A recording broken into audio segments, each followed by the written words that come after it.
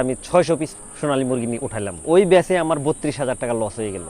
Loss হওয়ার পরে সবাই হাসি ঠাট্টা করলো। আমি রাজশাহী থেকে ৩ জোড়া ফেন্সি আইটেমের মুরগি, ৩ জোড়া বাচ্চা আমি ৪,০০০ টাকা দিয়ে নিয়ে আসি। যে এত দামের বাচ্চা এখানে মুরগির বাচ্চা দামি হয় কিনা, কারণ আমি যে একটা মুরগি নিয়ে গেলাম আমাদের এই বাজারে, ওরা ৪-৫-৬ জন একটা দালাল কমিটি, দালাল আছে প্রত্যেকটা ব্যাপারী। একজন যদি একই দাম বলে অন্যজন আসে সেই দামই বলবে, ১ টাকা বড় বেশি বলবে, বরং তারা ১-২০০ টাকা কম বলবে। সে যত বড় ব্যবসায়ী হোক, মার্কেটিং করতে না পারলে, বিক্রি করতে না পারলে সে ওটার মধ্যে যাবে না। এখানে আছে ৪০ পিস মামা।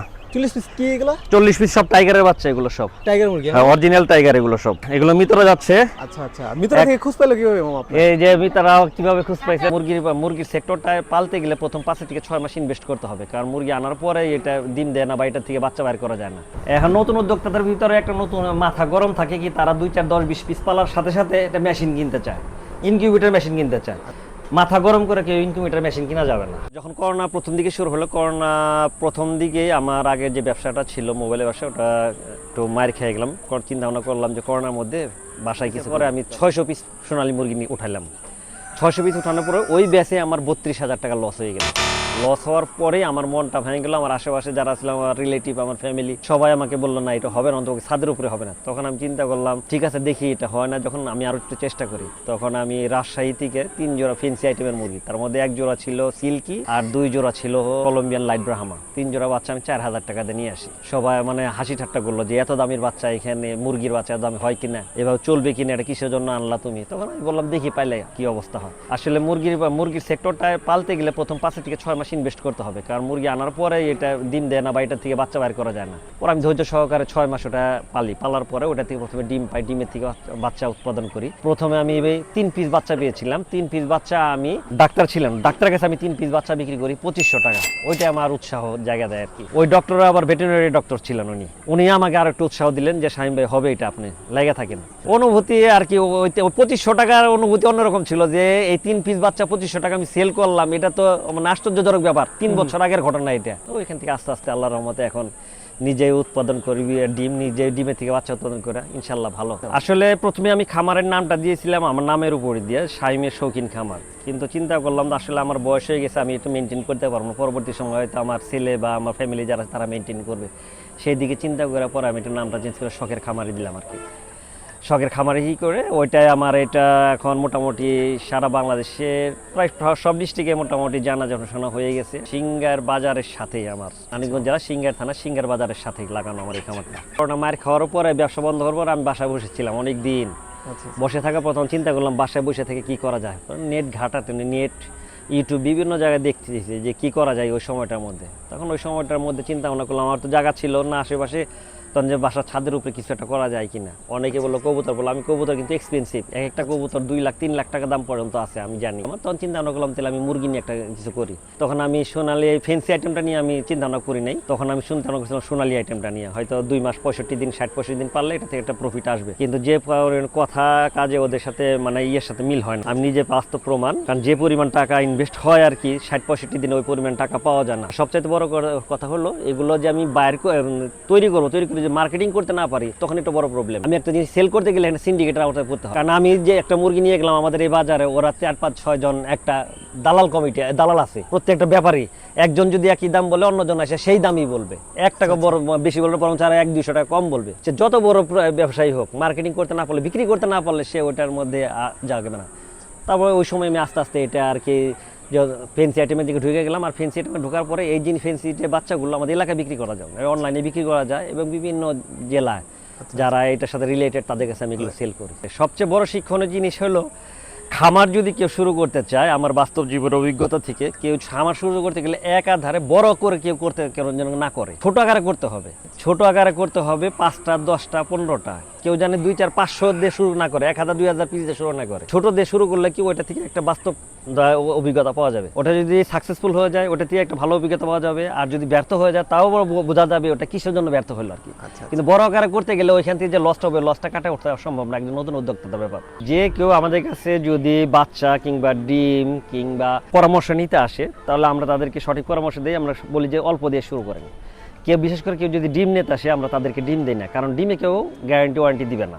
যে 100 ডিমের থেকে 100 পিস বাচ্চা উঠবে, 100 ডিমের থেকে 20 পিস উঠতে পারে, 100 ডিমের থেকে 90 পিস বাচ্চা উঠতে পারে। এই সময় আমরা নতুন উদ্যোক্তাদের সবসময় পরামর্শ দেই আপনারা কোনো সময় ডিম কিনবেন না কারো কাছ থেকে। আপনি একটু কষ্ট হইলেও 100 পিস ডিমের জায়গায় আপনি 20 পিস বাচ্চা নেন, বাচ্চা দিয়ে শুরু করেন। আচ্ছা আচ্ছা। ডিম নিলে ডিমে ক্ষতির পরিমাণ, লসের পরিমাণ এখানে 80 না 90% থাকে। আমার এখানে খামারে প্রায় 22টা দেশের মুরগি আছে, এখান থেকে 22টা ব্রিডেরই ডিম নিতে পারবে এবং 0 থেকে আপনার 1 মাসের বাচ্চা পর্যন্ত সবাই নিতে পারবে, কালেক্ট করতে পারবে। আচ্ছা। পরিচয় করে দিই একটা একটা করে, এখান থেকে পরিচয় করে দিই। এই মুরগির জাতগুলো হইলো তুরস্কের, এটা তুরস্কের ওয়াইন্ডট বলে, স্প্ল্যাশ ওয়াইন্ডট বলে। এটার আর কয়েকটা ব্রিড আছে, যেমন একটা ব্লু আছে একটা, আর একটা রেড আছে একটা, এটা হলো স্প্ল্যাশ ওয়াইন্ডট বলে, এটা তুরস্কের একটা ব্রিড এটা। এরপরে আছে এখানে আছে এটা হলো জাপানিজ একটা ব্রিড, জাপানের একটা ব্রিড, জাপানিজ ব্ল্যাকটেল বেনথাম বলে এটাকে, জাপানিজ একটা ব্রিড, খুবই সুন্দর এই মুরগিগুলো আর কি। এটা হলো গোল্ডেন সেব্রাইট বলে, এটার আরো দুইটা ব্রিড আছে, একটা সিলভার আর একটা হলো অ্যাশ কালারের বা বাফ কালারের। এটা হলো গোল্ডেন সেব্রাইট, এটা নেদারল্যান্ডের। এটা হলো সিলভার কোচিন বলে এটাকে, এটা নেদারল্যান্ডের সিলভার কোচিন। এটা ফুটবলের মতো গোল হয়। এটা আরো দুইটা ভেরিয়েশন আছে, আমার কাছে আছে একটা কালো আর একটা হলো বাফ কালার, ওই দুটোটা আমার কাছে আছে। এটা হচ্ছে তুরস্কের একটা ব্রিড, তুর্কি সুলতান বলে এটাকে। এটা মোরগের যে মাথার তাজটা থাকবে ভি শেপ থাকবে এটা। এইটা আরেকটা ব্রিড, ওটাও সিলভার কোচিন, এটা আরেকটা ভেরিয়েশন। এটা হলো মল্টেড কোচিন, ওই সিলভারটা কালো কালার এটা আর কি, এটা মল্টেড কোচিন বলে, ওই একই দেশের। এখানে একটা নতুন ব্রিড আছে, এটা হলো বাপ পলিশ ক্যাপ, এটা মাথায় ঝুটিওয়ালা। এটারই আরো দুইটা ভেরিয়েশন আছে আমার কাছে। এটা হলো বাফ কালারটা, তার একটা আছে হোয়াইট আর একটা আছে ব্ল্যাক, ওই দুটো ভেরিয়েশন আছে আমার কাছে। এটা পৃথিবীর মধ্যে সবচেয়ে ছোট প্রজাতির মুরগি, এটা সবচেয়ে ছোট প্রজাতির মুরগি এটা বিশ্বের মধ্যে। এটা হ্যাঁ ছোট প্রজাতির মধ্যে, এটা মালয়েশিয়ান শেরেমা বলে এটাকে, বিশ্বের মধ্যে সবচেয়ে ছোট প্রজাতির মুরগি এটা। এখানে একটা ব্রিড আছে, এটা বেলজিয়ামের, ইয়াকোহামা বলে। এটার মেলটার যে লেজটা প্রায় আপনার 3 থেকে 3.5 ফুট 4 ফুট পর্যন্ত লম্বা হয়, কিন্তু খাঁচার দৈর্ঘ্য কম দেখে এখানে কম হচ্ছে, কিন্তু আরো লেজটা আরো লম্বা হবে। ওই নিচে যে ফেদারটা আছে একটা বড়, ওইটা প্রায় 2 ফিটের কাছাকাছি হবে। এটা বেলজিয়ামের ইয়াকোহামা। কলম্বিয়ান বাব্রাহামা, বিশ্বের মধ্যে সবচেয়ে বড় প্রজাতির মুরগি এটা। হ্যাঁ, এটা সবচেয়ে বড় প্রজাতি। এটা দুইটা কালার হয়, একটা হলো বাফ কালার আর একটা লাইট কলম্বিয়ার, ওটা আছে আমার কাছে, ওই ভেরিয়েশনটা আছে ভিতরে ওইটা। আচ্ছা, বিশ্বের সবচাইতে ছোট প্রজাতির মুরগি আছে আপনার কাছে? বড় প্রজাতিটা, বড়টা আছে। আচ্ছা আচ্ছা। এইটা হলো আপনার হোয়াইট পলিশ ক্যাপ, ওই বাফ পলিশ ক্যাপের আরেকটা ভেরিয়েশন এটা হোয়াইট, সম্পূর্ণ হোয়াইট। এটা বাচ্চারা ডিম সবই অ্যাভেলেবল আছে আমার কাছে। এখন ভিতরে আছে কতগুলো, শুকাইছে লাগবো আর কি। এটা হচ্ছে বাপ কোচিন, এইখানে বাপ কোচিন, ওই সিলভার কোচিন, মল্টেড কোচিন আরেকটা ভেরিয়েশন। এটা বাপ কোচিন আর কি। এটা হচ্ছে সিল্কি, এটা চায়নার সবচেয়ে সুন্দর একটা প্রজাতি, একটা সিল্কি মুরগি। এটা সিলভার সেভ, এখানে আছে সিলভার সেভরাইট, গোল্ডেন সেভরাইট আর ব্ল্যাক পলিশ ক্যাপ, 3টা ব্রিড একসাথে আছে এখানে আলাদা করে রাখা আছে। ওই মালয়েশিয়ান শেরেমা যেটা বিশ্বের 17 প্রজাতি, এটা আরেকটা ভেরিয়েশন, ওইটা হলো লাল কালার, এটা হলো সাদা কালার। এটা একটা জাপানিজ একটা ব্রিড, জাপানের মল্টেড বেনথাম বলে এটাকে। এটা আরেকটা ভেরিয়েশন, এটা জাপানের। এই যে বিশ্বের সবচেয়ে বড় প্রজাতির মোরগ, এটা ব্রাহ্মা মোরগ মুরগি, এটা দুটোই। এই যে এখানে করা আছে, এই সাইড আছে, এই সাইডে। এটা হলো Colombian light Brahma, original Colombian light Brahma, বিশ্বের সবচেয়ে বড় প্রজাতির মোরগ এটা। আপনি যে বললেন যে যারা নতুন তারা হচ্ছে প্রোডাক্টের আর কি, এটা আপনার পালা তো বিষয় না, বিষয়টা হচ্ছে সেল করা। হ্যাঁ, যারা মার্কেটিংটা নতুন, যারা আপনাদের কাছে অথবা কারো কাছ থেকে নিয়ে আপনার পালবে, যারা বিক্রি করতে পারবে না, তাদের কি কোনো সাহায্যের? হ্যাঁ, অবশ্যই। তারা যদি আমাদের কাছ থেকে যদি কোনো নতুন উদ্যোক্তা নিয়ে সেল করতে না পারে, সেই ক্ষেত্রে আমাদের কাছে হেল্প চাইলে আমরা অবশ্যই হেল্প করবো, কারণ আমরা এই জিনিসগুলো আমাদের এলাকাতে লোকালে বিক্রি করি না। আমরা যেখানে এটার চাহিদা আছে, যেমন এটা প্রত্যেকটা শৌখিন মুরগির হাট আছে, আমরা জানি কোন দিন কোন হাট, এগুলো কিন্তু নতুন উদ্যোক্তা এটা কিন্তু জানে না। এটা আমরা যারা যদি নতুন উদ্যোক্তা বিক্রি সেল করতে না পারে, আমরা তাদেরকে পরামর্শ দিব এগুলো নিয়ে অমুক জায়গায় যান, অমুক জায়গায় গেলে আপনার এটা সেল হবে। আমাদের লোকাল বাজারে গেলে এগুলো কোনো ভ্যালু পাবে না তারা। তার মানে আপনাদের সাথে যোগাযোগ করলে অবশ্যই যে কোনো ধরনের সমস্যা আমাদের কাছ থেকে না নিলেও আমরা এটা হেল্প করবো, অবশ্যই হেল্প করবো আমাদের কাছে না নিলেও। বিশ্বের মধ্যে সবচেয়ে কালো ফুল কালো যেটা আইএমসি মানি বলে বা কাদাকনাথ বলে যেটা, এটা রক্ত মাংস থেকে শুরু করে এ টু জেড সব কালো। এই মুরগিগুলোর সব কালো। এটার এখানে এক পেয়ার আছে, এটা বেশি কালো হইতে, কারণ এটা ম্যাচিউরড হয়েছে বেশি। হ্যাঁ, ওই যে ডিম সব একবার সব কালো। এটা সব কালো। এটার বাচ্চা ওই যে ওইখানে, এগুলোর বাচ্চা আছে ওই যে ওইখানে। হ্যাঁ, ওই যে নিচে 10-12 পিস আছে, ওগুলো অর্ডার দেওয়া আছে, আবার কিছু সেল করা লাগবে এগুলো। আর এগুলো কি মামা? আর এগুলো হলো টাইগার, এগুলো হলো মূল টাইগার। এগুলো বিভিন্ন বয়সের আছে, প্যারেন্টস হলে যে এখানে এইগুলো হলো প্যারেন্টস, এখানে দুইটা মেল 6টা ফিমেল আছে, আরো আছে, কিন্তু এখানে আপাতত 8-10 পিস রাখছে এখানে। এটা থেকে এগুলোর বাচ্চাগুলো এই যে এখানে আসে। এখানে আমার খামার হলো ব্রুডিং সেকশন, এখানে বাচ্চা জিরো থেকে শুরু করে বিভিন্ন বয়সের বাচ্চা এখান থেকে হয়। এই যে এখানে জিরো বাচ্চা যখন মেশিন থেকে বাইর হয় তখন আমরা এটা করে দিই, এখানে এনে রাখি। এখানে জিরো বাচ্চা থেকে তখন এটা যা হবে হলো এখানে আসবে হলো 10 থেকে 15 দিন, 5 দিন থাকবে এটা, 15 থেকে 1 মাস পর্যন্ত থাকবে এখানে, 1 থেকে 1.5 মাস থাকবে এইখানে, 1.5 মাসের থেকে এই পাশে থাকবে কিছু, তারপর আমরা শিফট করবো ওই পাশে।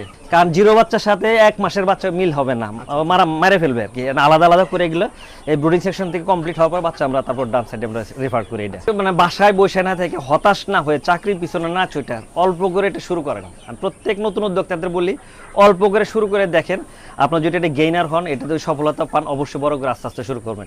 কারণ এটার মধ্যে থেকে অনেকে ভয় দেখায় যে হবে না, কিন্তু লাইগে থাকলে হবে কনফার্ম। প্রথম অল্প থেকে শুরু করলে এটা কি আপনার যে ফল্টগুলো ওটা আপনি নিজেই বুঝতে পারবেন যে এটার মধ্যে আমার ঘাটতি আছে। এটা থেকে আমার কাছে না, যে কোনো খামারি, অভিজ্ঞ খামারির কাছ থেকে আপনি শুরু করার পর তাদের কাছে পরামর্শ নেন, তারা সঠিক পরামর্শ দিবে ইনশাল্লাহ, এবং আপনাকে একদিন সফলতা আসবেই কনফার্ম। এখন নতুন উদ্যোক্তাদের ভিতরে একটা নতুন মাথা গরম থাকে কি, তারা 2, 4, 10, 20 পিস পালার সাথে সাথে একটা মেশিন কিনতে চায়, ইনকিউবেটর মেশিন কিনতে চায়। এই ইনকিউবেটর মেশিন সম্বন্ধে মানে আমার বাস্তব জীবনের অভিজ্ঞতা থেকে বলতেছি, মাথা গরম করে কেউ ইনকিউবেটর মেশিন কিনা যাবে না। মেশিন কিনতে হলে চিন্তা ভাবনা করে কিনতে হবে। মেশিন কিন্তু 1000 টাকা পাওয়া যায়, আবার একটা মেশিনের দাম 5 লাখ 10 লাখ টাকা পর্যন্ত আছে। সো মেশিন কিনতে গেলে আপনাকে দেখতে হবে কোন মেশিনে আপনি ওইটা বাচ্চা ঠিক মতো ফোটাইতে পারবেন। ভালো মানের মেশিন কিনলে ওই মেশিনটা লাস্টিং করবে 2, 4, 5, 10 বছর, আবার ওটা থেকে হ্যাসিং রেট মানে বাচ্চা উৎপাদনও বেশি করতে পারবে। আমার নিজের জীবন অভিজ্ঞতা, আমি এই যে এখন যে মেশিনটা আছে এটা আমার 4 নম্বর মেশিন। এর আগে আমি 3টা মেশিন কিনেছিলাম, 3টা মেশিন কিনে আমি হ্যাসিং রেট বাচ্চা ঠিক মতো উঠাইতে পারি নাই। 15 থেকে 18, 20, 22 হাজার টাকা হলে মোটামুটি একটা ভালো মেশিন পাওয়া যায়, কিন্তু ওই যে 5,000, 6,000, 7,000, 8,000 টাকাতে কিনলে ওই মেশিনটা 2-1 বছর যাইতেও পারে, মানে নতুন অবস্থাতে অনেকের হ্যাসিং রেট ভালো হবে না, মানে বাচ্চা ঠিক মতো উঠবে না। 100 ডিম দিলে ওইখান থেকে বাচ্চা উঠবে 20, 30, 40 পিস। এই জন্য প্রত্যেক উদ্যোক্তার প্রতি আমার পরামর্শ, তারা যেন একটু ভালো টাকা দিয়ে ভালো মানের একটা মেশিন কিনে। এই যে মেশিনটা, এটা ফুললি অটোমেটিক মেশিন। এখানে ডিম ভিতরে রয়ে গেছে, এই যে এখানে, হ্যাঁ এটা কাজ চলতেছে। এই যে ডিম রুলিং হয়ে যায়, এটা ফুল অটো, এখানে আমরা কিছু করতে হবে না। এই ডিম ঢুকাই দিছি, বাচ্চা বাইরে আসবে একবারে, জাস্ট খালি এটার মধ্যে পানি শেষ হয়ে গেলে এটা পানি ভরে দেয়, আর কিছু করতে হয় না। অটোমেটিকলি রুলিং হয়, অটোমেটিকলি এটার মধ্যে হ্যাসিং হয়ে অটোমেটিকলি একেবারে 21 দিনের মাত্র বাচ্চা বাইরে আসবে। এই ধরনের মোটামুটি একটা ভালো মেশিন কিনতে গেলে মোটামুটি আপনার 40 থেকে 45 হাজার টাকা লাগবে আর কি। আমার এটা পড়ছিল 47 হাজার টাকা, 47 হাজার টাকা, 300 সেটার, 200 হ্যাচার, 500 ডিমের আর কি, 500 ডিমের ইনকিউবেটর এটা। তার জন্য প্রত্যেক উদ্যোক্তাদের আর কি, নতুন উদ্যোক্তাদের পরামর্শ হলো ভালো মানের একটা ইনকিউবেটর কিনবে সবাই, কম দাম ইনকিউবেটর কেউ না কিনে।